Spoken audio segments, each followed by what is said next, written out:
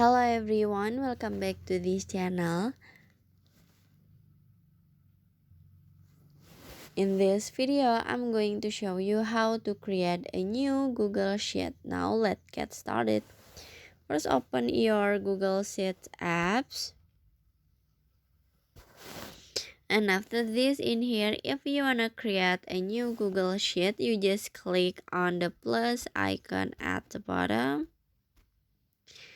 And after this, in here, you can create your column or your document at a Google Sheet.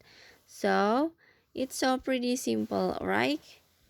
Okay, you can go back, and in here you can you can rename the Google Sheet. In here you just click on the three dots icon, this one, and after this, in here you just click on the rename.